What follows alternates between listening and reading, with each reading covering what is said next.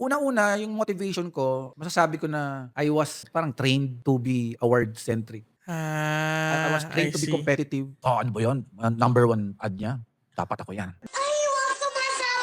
That's my, kumbaga parang Naging okay. greedy na, hungry. I will not say na parang may nag-train sa akin. Pero yung mga bagay sa paligid ko that time, maski mga tao, maski mga Sistema, sistema, ganyan. parang it's really grooming Ayun. a competitive, narcissistic kid na Oh. conveniently galing insecurity. Madali mong i-feed yun ng ano Madali eh. yun.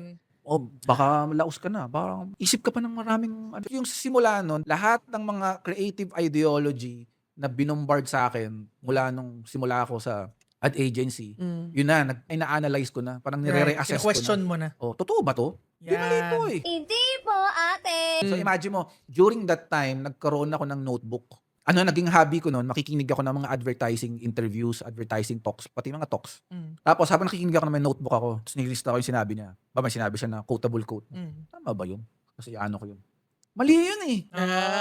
Alam kong mali kasi parang kapag mineditate mo yung sinabi niya, Yes. mapupunta ka uli doon sa JP Quizon. Oh, That narcissistic ganda. ano. So yan parang doon naging simula na parang Start just questioning ideologies and naging advertising. critical ako na So now na meron ka ng parang Wild. internal conflict, how did you deal with that na doon ka pa rin katrabaho eh? Pero nafe-feel mo na yung mali na to, hindi ko na gusto yung dating ako.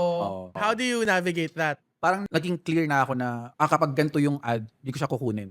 You have that choice. Sinabi ko doon sa boss ko, kapag ko gagawin ko lahat pero kung yung ito, hindi ko to gagawin. Bawa may isa kaming account na parang bumabangga sa Convictions. conviction ko, hindi ko gagawin to. Okay. So may part na kinaklaro ko na. How did you deal with the internal conflict? Kasi doon Nandun ka pa din eh. nga naman nagtatrabaho, tama. Yun, merong way din kasi na parang pumunta ka doon sa conviction mo. Parang doon ko rin natutunan yung paano mag-balancing act. Na Hindi parang, kasi pwedeng puro passion din eh, di ba? Oo. Kasi may sistema pa din. It's still the Oo. advertising that's why industry. masasabi ko na napakahirap nung sitwasyon doon kasi parang Hirap. gumigit na ka eh. Exactly. Oo. Super. Gagawin kasi parang punta ka dito, hindi. Punta ka dito, hindi. Yeah. Oo. Makasalanan ka naman. Punta ka dito, parang ano ka, compromise. Correct. So parang, Man. may alam mo yung hirap na yun na araw-araw yun. Yeah. Sabi ko nga, every time nagpe-prayer and fasting yung church namin, yun lang iniiyak ko, Lord, may iba pa pang trabaho para sa Yeah. akin. Tapos ano yun, every year yung ganun yung prayer, Lord, may iba pa pang trabaho para sa akin. Sabi ko nga, Lord, kung gusto niyo ako mag-tricycle driver, I don't mind.